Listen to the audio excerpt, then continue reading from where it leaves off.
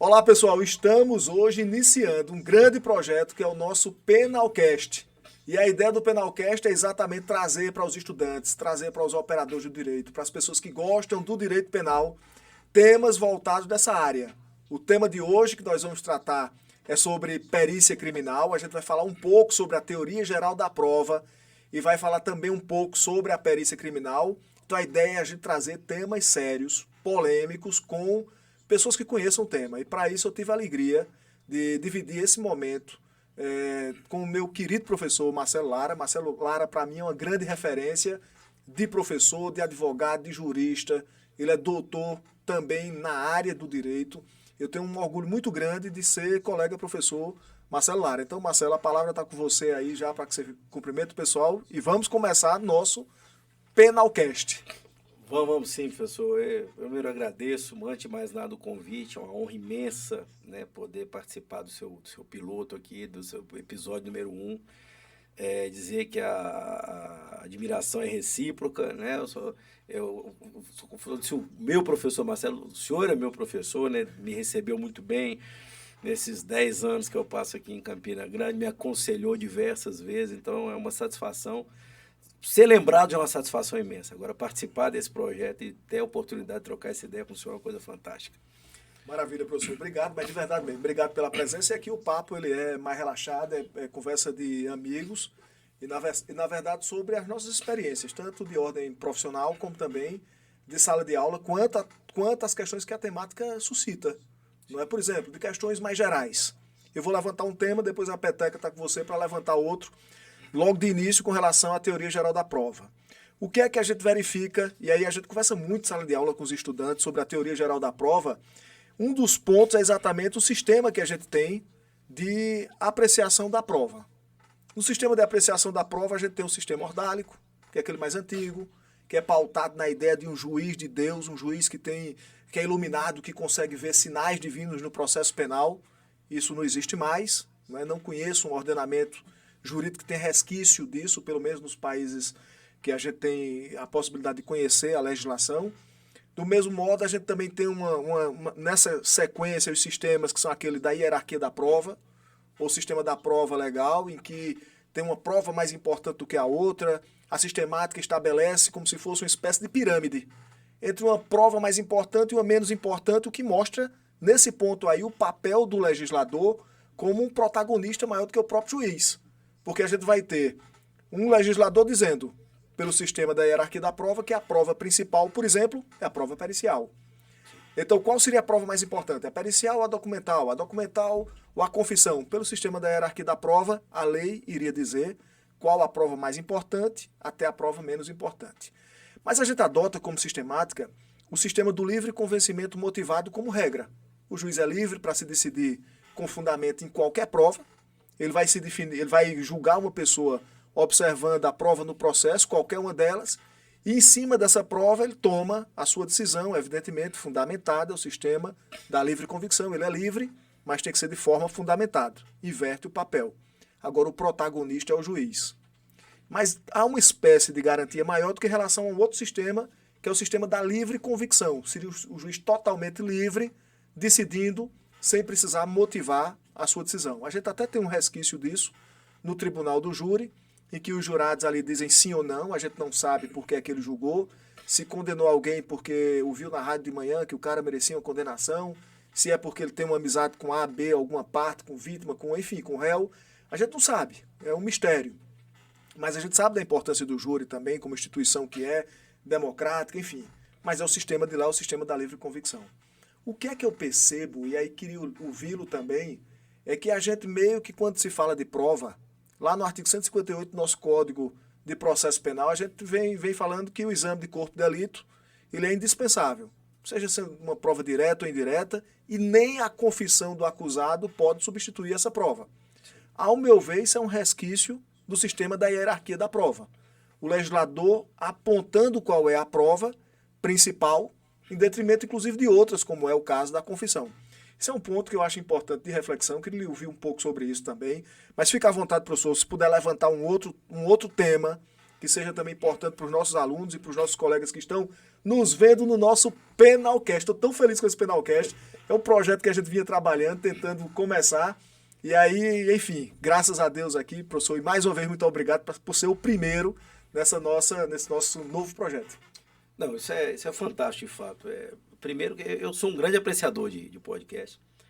E nós temos um agora, né? Uma outra paixão nossa, que é o direito penal. Isso foi uma coisa... Eu pensava que você ia dizer que era o 13 Futebol Clube. Não, essa é uma coisa maravilhosa. Com relação ao 13, eu estou em dúvida, né? Você sabe que eu tenho... Você é mineiro, né? Sou mineiro, mas tenho um filho campinense de 5 anos. Eu estou aguardando ele decidir. O time que ele decidir, eu vou acompanhando cegamente. Eu acho que é o Galo, né? Lá em Minas é o Atlético. Não sei. Lá em Minas eu tenho uma certa simpatia pelo Atlético, mas de fato eu sou flamenguista. De fato. Mas é uma provocação extremamente interessante, porque eu acho que a construção do nosso modelo, não só do nosso modelo de produção de provas, mas como do nosso próprio modelo processual, ele sofre de fato essas influências, né? Tanto do sentido histórico e também no sentido filosófico. E é uma coisa que eu sempre me pergunto, por mais que a gente tenha evoluído nesse modelo de produção de provas, nós podemos considerar que temos, de fato, um modelo meramente técnico ou meramente científico de produção de prova. Eu tenho uma impressão de que o nosso modelo aqui no Brasil ele ainda é preso filosoficamente a um modelo muito baseado na palavra. Não digo nem na oralidade, mas na palavra mesmo. Tanto que a gente vê o nosso Código de Processo Penal, que ele é tão extenso em diversas variáveis, ele é muito tímido ao falar de provas, né? Faz uma disposição genérica, lista ali especificamente, na parte de prova pericial, uns 3, 4 ou 5 tipos de provas periciais, por exemplo, faz um apanhado geral sobre as provas documentais e a gente observa essa questão, que o tecnicismo, por vezes, ele fica um pouco prejudicado. Se a gente junta isso com uma outra falácia, aí já dessa vez como percepção de profissional, que atua no direito, cara, que o senhor também tem vasta experiência, que é aquela ideia da presunção de inocência como preceito elementar, ela é, de certa forma, mitigada na realidade. Então, quando a gente tem um sistema muito burocratizado, em que você delega ao Estado a responsabilidade de tomar algumas atitudes, do ponto de vista administrativo, nós temos essa presunção de que todo ato administrativo é lícito. E quando nós hierarquizamos as provas, a gente gera uma certa discrepância entre aquele indivíduo que tem o condão de se defender e o Estado juiz ali, que muitas vezes se confunde com o Estado acusador, não como crítica, só como sugestão e provocação, dada a função, por exemplo, como forma de brincadeira, eu coloco a função esquizofrênica que a Constituição dá, por exemplo, ao Ministério Público, né, de acusar e analisar a legalidade do procedimento ao mesmo tempo. Então, eu acho que a gente tem nesse escalonamento, por mais que, no sentido teórico, a teoria ela nos diga que o juiz vai ter liberdade, que nós estamos rompendo com esses elementos todos. Perfeitamente. E entre as temáticas levantadas em torno dessa discussão, uma que nessa mesma linha do que a gente vinha falando, sobre essa questão de avaliação de prova, de importância da prova, existe uma prova mais importante do que a outra, por mais que a gente diga, nessa avaliação da sistemática processual como um todo, que não se tem uma prova mais importante do que a outra, o juiz pode rejeitar o laudo pericial, o juiz pode decidir com fundamento na prova que o convence, desde que motive, mas a gente tem outras limitações. E, por exemplo, uma delas, que a gente discutia até sobre casos particulares, específicos, é a questão do estado civil das pessoas. A prova para a gente no processo penal, por exemplo, no caso, a depender evidentemente do exemplo que necessita dessa prova para a gente é o que está no documento oficial. Na identidade, na certidão de casamento, na certidão de nascimento, e gera algumas discussões, como, por exemplo, nessa questão dos princípios e da própria liberdade que o juiz tem de observar a prova. E se o sujeito comete o crime, imagina aí, uma cena em que alguém sai para comemorar o aniversário de 18 anos de idade, dirigindo, toma sua cerveja, comemorando o aniversário, ainda no dia, e aí resultado atropela, mata alguém, e a gente tem agora um processo aberto. Ele, de fato, ali saiu para comemorar 18 anos. Mas quando você pega o documento de identidade dele, a idade dele está registrada não naquele dia do fato que ele comemorou 18 anos, que é o dia da verdade real, é o dia que o fato aconteceu e é o dia que ele de fato completou 18 anos de idade, Mas só que o documento dele, por erro, e eu acho que todo mundo conhece alguém que tem uma identidade com uma data de aniversário diferente. Eu conheço muita gente que nasceu num dia, mas tem o registro de nascimento no outro. E se o documento tiver no dia seguinte? A verdade é naquele dia da comemoração, mas o documento diz o dia posterior. Para todos os efeitos nossos, no processo penal, ele tem 17 anos. Exato. E a gente está comprometendo duas coisas. Primeiro, a questão da limitação da avaliação da prova por parte do juiz. Então, essa liberdade de apreciar a prova ela é mitigada nesse caso. E, por outro lado, a gente também está mitigando o princípio da verdade real, que é o que a gente tanto fala no processo. Né? Eu acho que isso é um tema também que merece uma reflexão da nossa parte. Eu não sei o que, é que você acha e queria ouvi-lo também. Essa é bacana. Porque é justamente isso. Existe a superação de algumas falácias que nós construímos por conveniência, né? Uma delas é a burocratização, e nós temos essa variável de adotar essa visão muito burocrática das questões. Ela vai dizer, não, se algo está documentado, a probabilidade é que ele seja real. Se algo está documentado através de um procedimento público estabelecido normativamente, isso tem que ser considerado como real.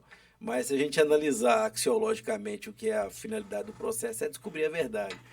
Qual é a verdade real? Não é a verdade que o documento estabelece. Né? A verdade do documento. Isso é muito comum antigamente. E mesmo a verdade do documento não sendo a do fato, a verdade real propriamente, e o juiz está limitado a não poder, e nós como partes, estamos limitados a discutir um processo que vale documento. Tem que correr possível para desconstituir, para apresentar, imagina marcado o tribunal do júri, o dia do julgamento, o documento dizendo que a pessoa tem 18 anos, mas de fato 18 anos seria no outro dia. Ter que desconstituir o documento possível para poder desmarcar o júri e o processo ir para a vara da infância e juventude, a confusão que isso nos gera. Né? E volta naquele seu primeiro comentário, né? Que não se deixa de hierarquizar essa prova. Né?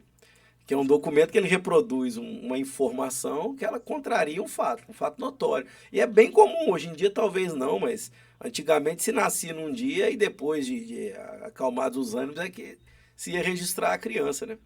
E aí a gente tem essas variáveis de registro, de documento e tudo mais. E por mais que o indivíduo reúna inúmeras testemunhas, dizendo, não, eu estava lá, ele nasceu nesse dia. Né? Aí a família reproduza por anos a história e ele tenha, uma coisa curiosa, por 17 vezes repetido o aniversário naquela data específica sem que ninguém contestasse. Aí quando chega o documento, não, o documento é oficial, ele vale como prova. Isso é hierarquização, né?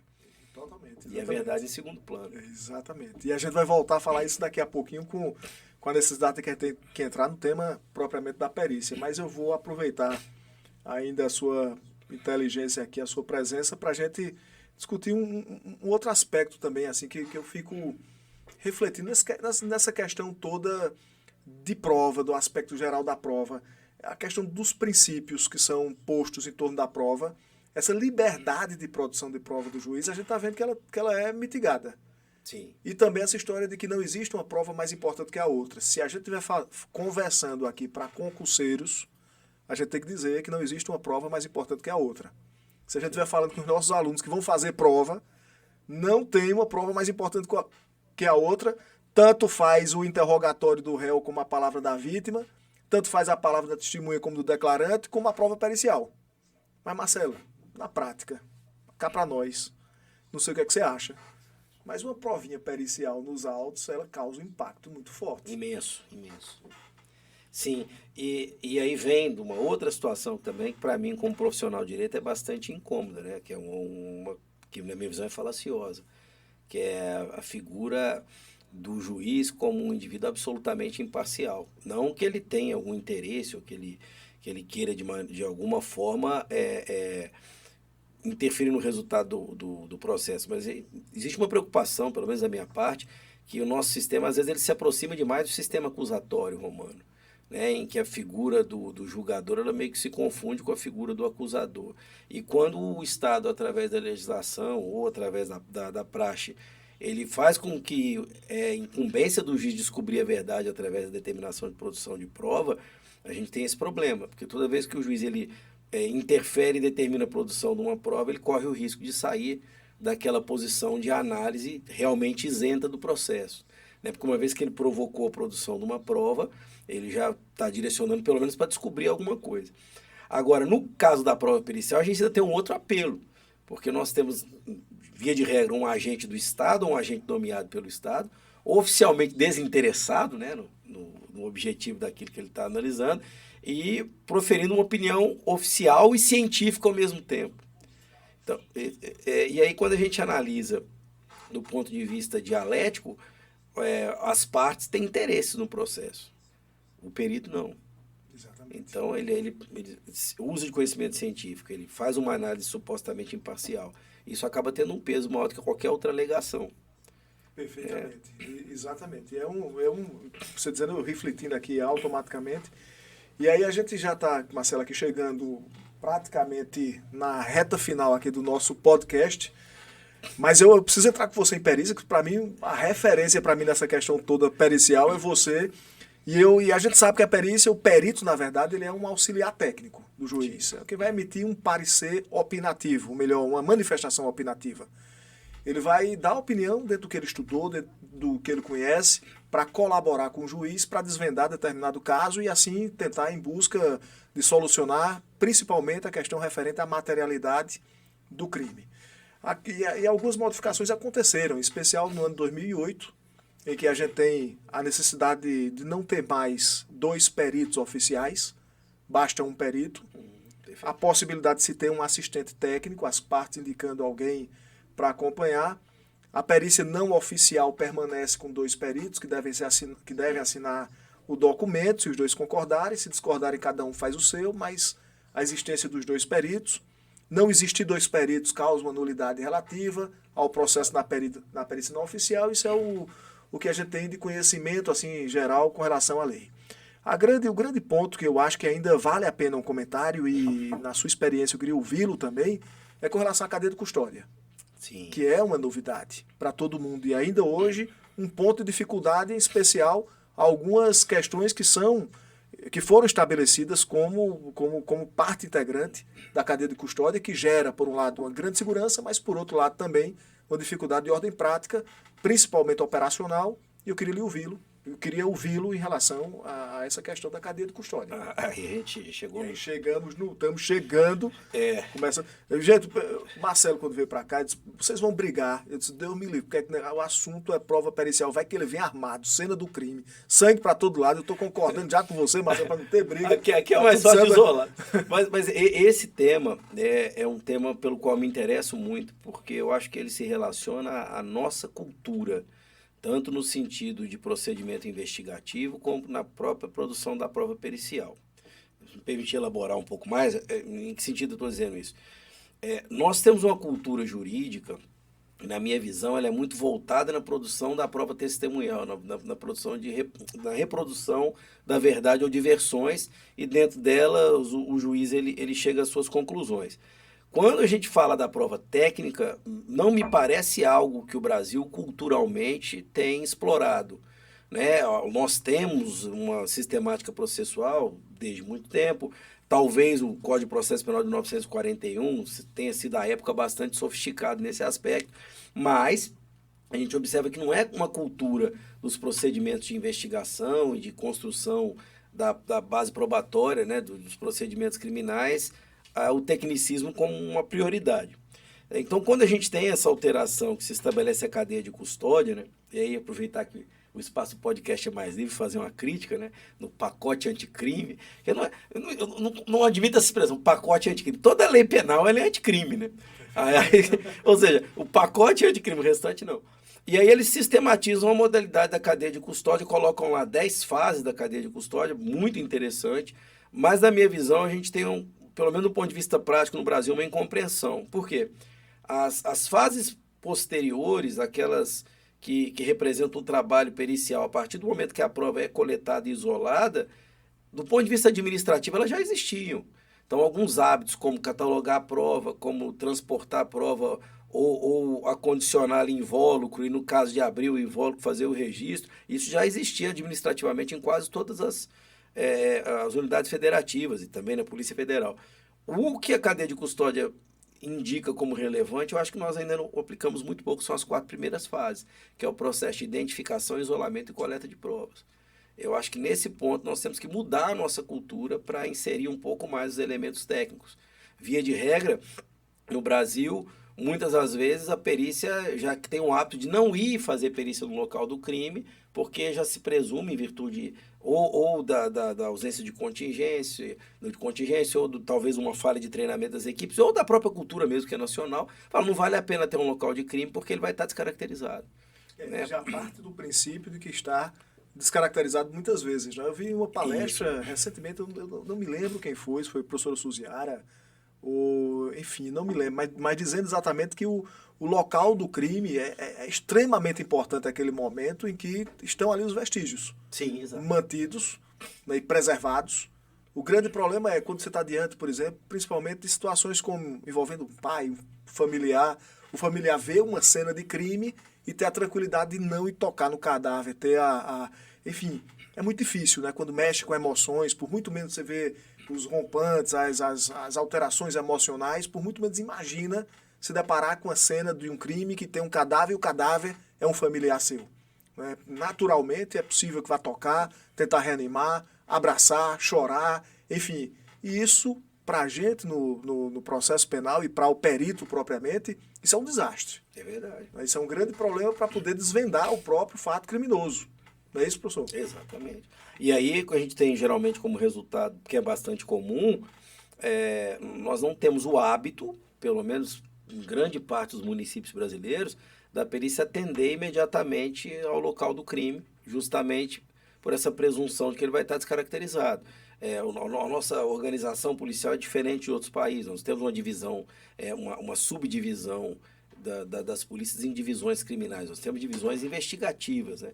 Mas unidade de resposta pronta, principalmente na parte pericial, a maioria dos municípios não tem. Então a gente tem essa deficiência. Por exemplo, o Instituto Médico Legal faz um grande trabalho, o Instituto de Polícia Científica faz um grande trabalho, mas geralmente já processando provas a partir da 5ª fase da cadeia de custódia. Exatamente. As 4 iniciais, né, nós vamos ter que depender, infelizmente, né, de uma reconstrução ali com base nos elementos colhidos. Eu acho que isso prejudica um pouco a análise científica. Perfeitamente. E a gente vê a importância das perícias de forma geral, né, e voltando àquela história da comparação, até em sala de aula, uma vez eu coloquei o exemplo perguntando aos meninos, qual é a prova mais importante? É a prova documental ou pericial? Aí espero o pessoal levantar a mão. A maioria, prova pericial. É a palavra do réu ou a palavra da vítima?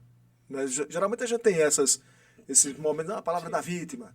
Qual é o mais importante? Enfim, e uma das vezes que fiz, perguntei essa história da prova pericial e documental, vi que a turma foi mais pela pericial, por esse apego que se tem, mas por outro lado, pelo apego não, pelo parecer técnico que se tem, que é mais convincente muitas vezes, o problema é que a prova documental muitas vezes pode ser uma filmagem. Sim. E a filmagem pode mostrar que, por exemplo, alguém não pisou na cena do crime. E o laudo pericial mostrar que ali tem um vestígio de que o cabelo de alguém está na cena do crime. Então, às vezes a prova, e por isso, para a gente fechar aquele ponto, a necessidade de o juiz ter a liberdade de apreciar a prova e de motivar, ele é extremamente importante. Aí voltando para nós aqui. Nessa pegada ainda do mais importante, a gente sabe que o exame de corpo de delito, ele é indispensável, né, por força de lei. A gente vê que alguns casos, como o caso do goleiro Bruno, eu tenho a impressão, não posso afirmar isso, mas que se apostou na ideia de que não ter o cadáver, isso poderia gerar uma não ida ao tribunal do júri, ou uma absolvição, enfim. E esqueceram da regra do artigo 167, que diz que quando o cadáver não é possível ter acesso ao vestígio, então a prova testemunhal pode suprir exatamente a questão específica da necessidade de ter exame de corpo de delito, seja ele direto, seja ele indireto. No caso, o que é importante deixar claro é que não ter vestígio não é pela inércia do Estado, do delegado, do perito, que não foi. Sim. É a impossibilidade de, naquele caso, você não encontrar o vestígio, como é o caso do goleiro Bruno, né, que se tentou encontrar a mulher, escavacaram fazenda, uma equipe de mergulhador foi em busca de tentar encontrar o corpo, porque disseram que foi triturada e jogada no fundo de um rio, foi dada como comida para cachorro, e me lembro que cirurgiaram os cachorros, o que tinha lá de bicho para encontrar vestígios, não foi possível. Depois disseram que ela foi colocada numa fazenda ou numa favela, e foi uma equipe de investigadores em busca do corpo. Quer dizer, o Estado tentou de tudo e não foi possível detectar. E a gente sabe que uma vez detectando, encontrando vestígios, aí voltando para o ponto, encontrá-los preservados é de fundamental importância. E quantos casos polêmicos a gente não tem aqui, né, professor Marcelo? Sim. Não vou adentrar no mérito de estar qual lado, mas, por exemplo, caso Raimundo Asfora, nós temos diferentes pareceres técnicos, laudos diferentes por grandes peritos que apreciaram, que analisaram e se posicionaram de forma diferente. Quantos casos de tribunal de júri que você tem a posição do perito de uma forma e do assistente técnico de outra, ou de outra perícia, uma segunda perícia, também divergente. Se a gente observar o caso de PC Farias, sim, é um desses casos em que há uma divergência também do ponto de vista pericial. Eu queria lhe ouvir aí sobre esses casos, o que é que você acha, você pode citar mais algum, sua opinião. É interessante, até aproveitar um ponto anterior, vou fazer uma provocação para quem está nos ouvindo do conforto de casa, né?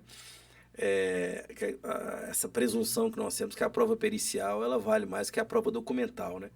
Mas nós temos uma questão que é complexa pelo seguinte, a prova pericial ela é de fato uma prova científica, mas nós também temos que diferenciar uma constatação científica de uma interpretação com bases científicas. Isso é uma coisa interessante. Às vezes um perito consegue analisar um vestígio, um corpo de delito, e ele consegue encontrar uma explicação científica clara, cristalina. Chega um cadáver no IML, foi atingido por um tiro, e alguém chamou a polícia e disse que estava vivo, tomou um tiro e caiu morto.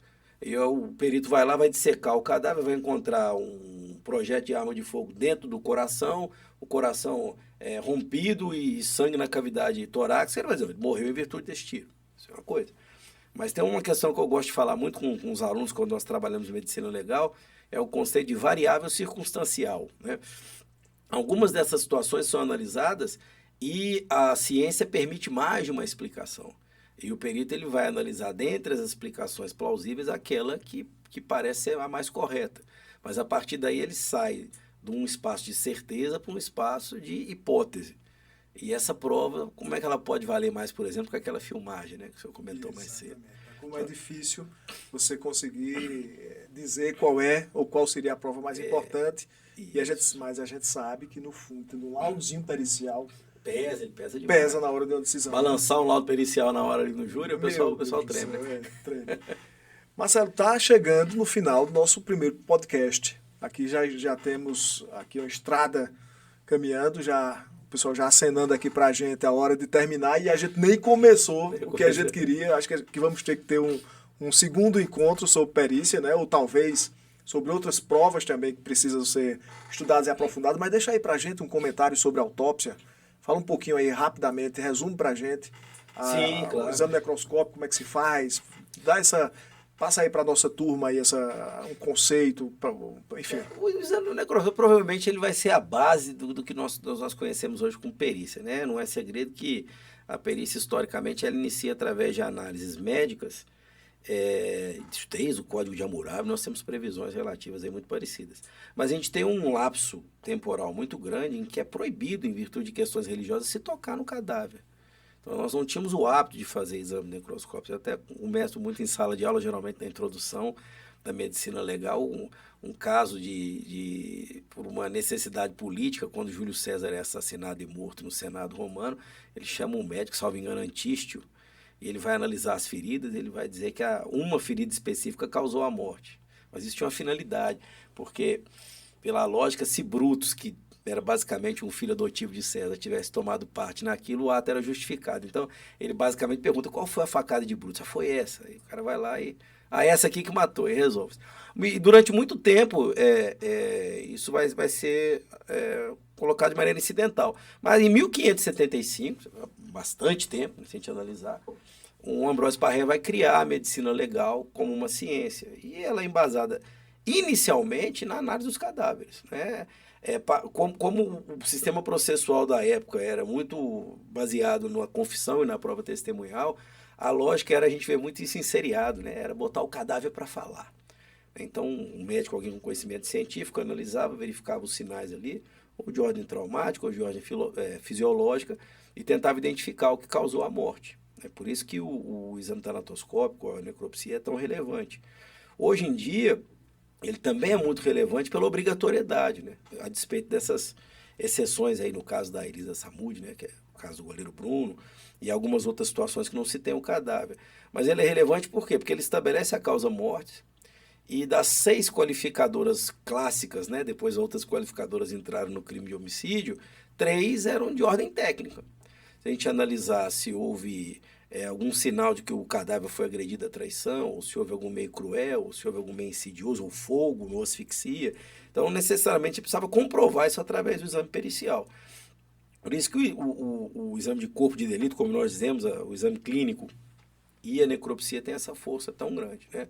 E daí a importância também do médico legista nas instituições policiais. Perfeitamente. Mas, Marcelo, vai ficar faltando a gente falar então depois sobre a exumação. Sim. Inclusive, tem uma história fantástica para contar, né? Que eu soube que os alunos lá gostaram muito da... E eu que tenho medo de alma. Do seu exemplo lá na aula de exumação. Foi uma coisa marcou o pessoal para sempre.